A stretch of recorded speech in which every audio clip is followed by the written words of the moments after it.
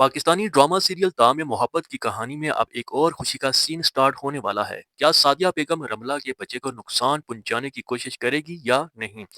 इस ड्रामे के आगे आने वाली एपिसोड बहुत ही ज्यादा इंटरेस्टिंग और यकीनन मजेदार होने वाली है। मुराद की बीवी रमला की तबीयत अचानक से खराब हो जाती है तो नियाज हुसैन रमला से कहता है, चलो उठो बेटा, मैं तुम्हें हॉस्पिटल लेकर चलता हूँ।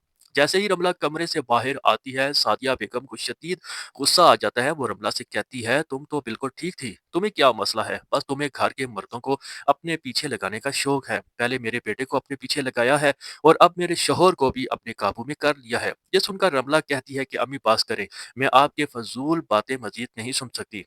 नियाज हुसैन आगे से जवाब देता है, सादिया बेगम, तुम्हारी वजह से मैं अपनी बेटियों को पहले ही बहुत दुख देख चुका हूँ।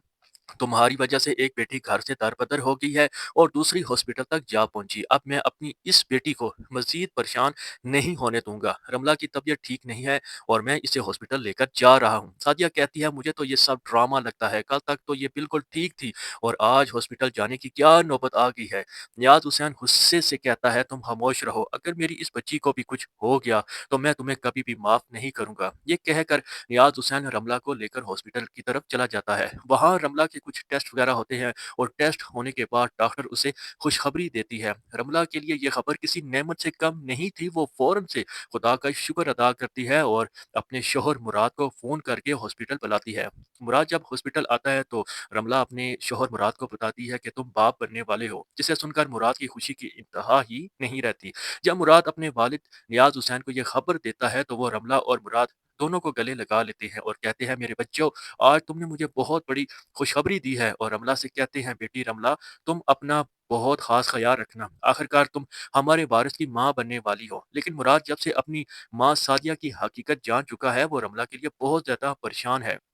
इसे डर है कि कहीं इसकी मां रमला को कोई नुकसान ना पहुंचा दे। घर पहुंचने पर जब सादिया बेगम को यह खुशखबरी वाली खबर मिलती है तो सादिया बेगम का मूड ही खराब हो जाता है। वो इस घर पर सिर्फ अपनी बादशाह चाहती है। अब अगर रमला मां बन गई तो घर में उसकी अहमियत और बढ़ जाएगी। यही ख्याल सादिया के दिमाग में गर्दिश कर रहा था, इसलिए वो बगैर मुबारकबाद दिए अपने कमरे की तरफ चली जाती है। जबकि दूसरी तरफ दानिया के जिस्म का जो निचला हिस्सा है वो काफी कमजोर हो चुका है। डॉक्टर उसे कहते हैं कि आप कोशिश करें खड़ा होने की। अगर ज़्यादा अरसे तक मूवमेंट ना की तो आपको मुस्तकिल तौर पर व्हीलचेयर इस्तेमाल करनी पड़ सकती है। जब दानिया ये बात अपने शोहर वलीद को बताती है तो वलीद दानिया से कहता है कि तुम इस तरह की मनफी बातें मत सोचो, मैं तुम्हारे साथ हूँ और हमेशा तुम्हारा साथ दूंगा। तुम जरूर खड़ी होगी और मेरे साथ कदम से कदम मिलाकर चलोगी। ये वक्त मुश्किल है लेकिन मुझे यकीन है कि हम अच्छा वक्त भी जरूर देखेंगे।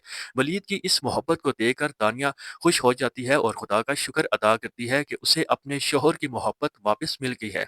जबकि दूसरी तरफ सोनिया और अरबाज के लिए भी मुश्किलात बढ़ चुकी है। अरबाज को मालिक मकान घर खाली करने का कह देता है। जब अरबाज घर आकर ये बात बताता है तो सोनिया फौरन से कहती है, मालिक मकान हमसे ये घर खाली नहीं करवा सकता क्योंकि हमारा 5 साल का एग्रीमेंट हुआ है।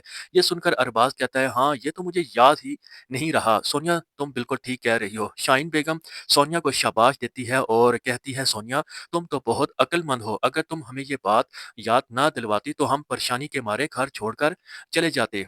तो दोस्तों, आपके ख्याल में क्या सादिया बेगम रमला के बच्चे को नुकसान पहुंचाने की कोशिश करेगी या नहीं? तो क्या मुराद अपनी मां सादिया बेगम को दोबारा से गलत कदम उठाने के लिए वार्निंग देगा या नहीं? हमें अपनी राय कमेंट सेक्शन में ज़रूर दीजिएगा।